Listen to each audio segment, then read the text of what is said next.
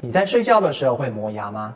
如果你不确定的话，下面说明栏有一个简单的小测验可以自我检测。如果以上的选项你中了3项以上，那你很有可能有睡觉磨牙的问题。根据国际睡眠障碍分类，睡眠磨牙并不是牙齿的问题，而是属于一种睡眠障碍。你好，欢迎回到元气医生频道，我是马永昌医师，我会在这里分享许多有关呼吸和睡眠的科学方法，来帮助大家呼吸顺畅，睡得更好。今天的影片，我们将深入探讨磨牙症这个常见但很容易被忽视的疾病。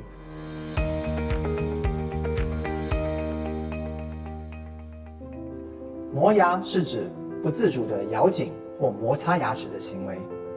磨牙有2种，分别是清醒时的磨牙和睡觉时发生的夜间磨牙。清醒时的磨牙比较跟不良的习惯有关，常见的形式是下意识的咬紧牙关，这和睡觉磨牙是2种很不一样的问题。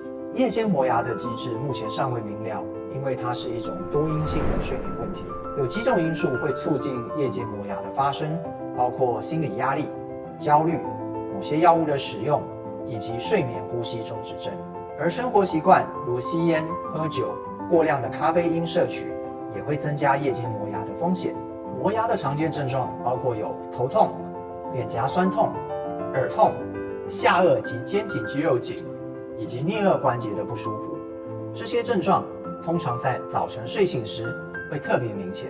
其他你在看牙齿时会被牙医注意到的典型症状还包括有牙齿裂或牙齿敏感、齿颈部出现 V 型的凹痕、珐琅质、颞颌关节磨损，以及国字脸等。造成国字脸的原因是因为咀嚼肌过于发达而肥大。如果你有夜间磨牙，就等于每天晚上你都在不停地锻炼你的咀嚼肌。磨牙并不是一个正常的生理状态，甚至会磨到牙齿裂掉，可见磨牙时的力量是非常惊人的。有人做过实验，睡觉磨牙的力量有时可以达到250磅，相当于113公斤，这是正常咀嚼力量的数倍之多。这样的力量足以咬断骨头。过去20年，在我看诊的植牙患者中，估计可能超过有2000人就是因为磨牙而导致牙齿裂掉，最后只能拔掉植牙。造成夜间磨牙的因素中，睡眠呼吸中止是最为相关的因子。研究显示，睡眠呼吸中止症的患者中，约有49.7%，也就是将近一半的人会同时存在夜间磨牙的问题。这说明了2种疾病之间存在某种关联。另外还有研究发现，轻度和中度睡眠呼吸中止症患者的磨牙发作指数会显著高于重度患者，这也间接支持了2者共享某些病理机制的假设。这可能与睡眠期间的呼吸和舌头肌肉功能中断有关。有一个理论是，磨牙可能是大脑对于呼吸道阻塞时所做出的一种救命反应。因为呼吸中止最常发生在深度睡眠阶段，因此遇到呼吸阻塞的情形时，大脑会紧急叫醒你，让你回到浅睡的状态，避免窒息。这种强迫回到浅睡状态的情形，会使下颚的肌肉活动增加。那反复移动下颚所表现出来的样子，就像是磨牙，来重新打开阻塞的呼吸道。因此，睡眠磨牙可能与身体努力尝试维持呼吸道畅通有关。有睡眠呼吸中止症的朋友，也可以多加留意，看看自己有没有夜间磨牙的问题。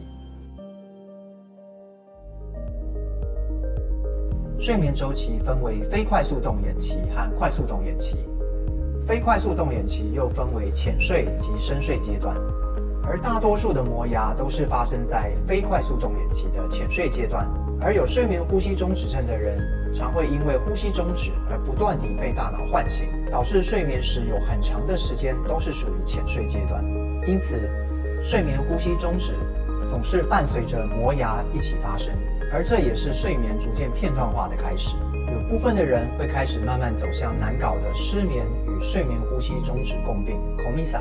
对 COMISA 有兴趣的观众可以看看之前刘文德医师的影片。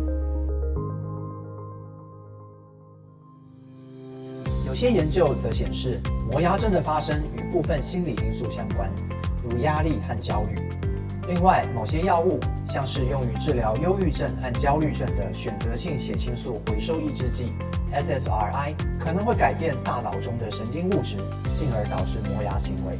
磨牙症与心理压力是双向的，既可以是压力和焦虑的原因，也可以是结果。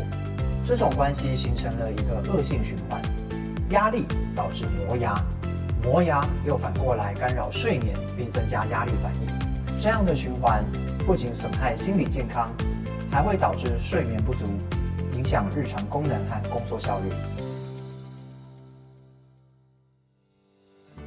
如果你有磨牙症，许多牙医师会建议你使用护齿套或是咬合板。这边我们要提醒一下荧幕前的观众，当有人建议你需要戴这样的牙套睡觉时，我要引用一下科幻小说《三体》里面的外星人跟你说：不要回应，不要回应，不要回应。为什么不要回应呢？我们来看一下这两种牙医师常建议患者使用的牙套到底有什么问题。我们已经了解磨牙是睡眠障碍的一种，而且有一半的人都跟睡眠呼吸中止症脱不了关系。但很不幸，以上的两种牙套都没有治疗呼吸中止症的效果。更糟的是，你花了钱做的牙套，反而还会恶化你的睡眠呼吸中止症。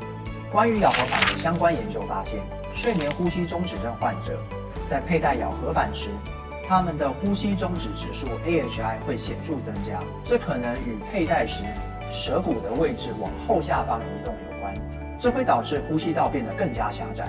因此，戴这样的牙套可能会增加呼吸暂停，并导致更频繁的觉醒和睡眠品质下降。那么，睡眠磨牙应该要如何处理呢？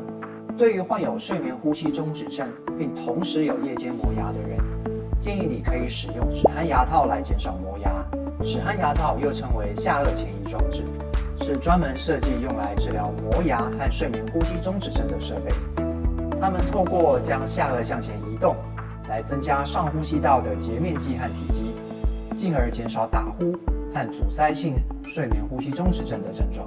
研究显示，使用止鼾牙套来治疗睡眠呼吸中止及磨牙的患者，其中呼吸中止指数 AHI 及血氧浓度下降指数 ODI 都大幅下降，而磨牙症发作次数也跟着减少。